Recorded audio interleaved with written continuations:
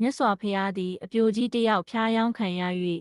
သာသနာ၌မမွေ့လျော်သောယဟန်ကိုခေါ်ကာယဟန်တင်သည်သာသနာ၌ညီးငွေ့နေသည်မှာမှန်သလောဟုမေးတယ်ထိုအခါယဟန်ကဝန်ခံတယ်တင်သည်ရှေးအခါကအပြိုကြီးရဲ့လက်ထက်မင်္ဂလာပွဲမှာအသက်ဆုံး၍လူအများစားသုံးသည့်ဟင်းလျာဖြစ်ခဲ့ဘူးပြီဟုမိန့်တော်မူကားအတိတ်ဆက်ကြောင်းကိုဟောတော်မူတယ်တခါကဗာရာဏသီပြည်မှာဗျမဒတ်မင်းကြီးထီနန်းစိုးစံစုရွာငယ်တရွာရဲ့တထေးတဦးရဲ့နေအိမ်မှာမဟာလောဟိတနှင့်စုလလောဟိတလို့အမည်ခေါ်တဲ့နွားညီနောင်ရှိတယ်။သူတို့ရဲ့သခင်မှာဆိတ်ဆက်ထားတဲ့သမီးပြိုလေးလည်းရှိတယ်။ဒါအပြင်အိမ်မှာမူနီကလို့အမည်ရတဲ့ဝက်လေးတစ်ကောင်လည်းရှိလေတယ်။သူတို့ရဲ့သခင်ကမူနီကကိုယာကူးနဲ့ထမင်းတွေကိုကျွေးလေးရှိတယ်။ဒါကိုညီဖြစ်သူစုလလောဟိတမကျေနပ်မနှက်ဖြစ်နေတယ်။အဲ့ဒီအခါမဟာလောဟိတကညီထွေးလောဟိတအစားအစာကောင်းကိုမတောင်းတလင့်သူဒီသေးရမည့်အစာကိုစားနေရတယ်လို့ရှင်းပြပေးလိုက်တယ်။အကြောင်းကတော့အိမ်မှာရှိတဲ့တထေးကြီးရဲ့သမီးဖြစ်သူမင်္ဂလာလက်ထပ်ပွဲကျင်းပတဲ့အခါဝက်ကလေးမှုနီက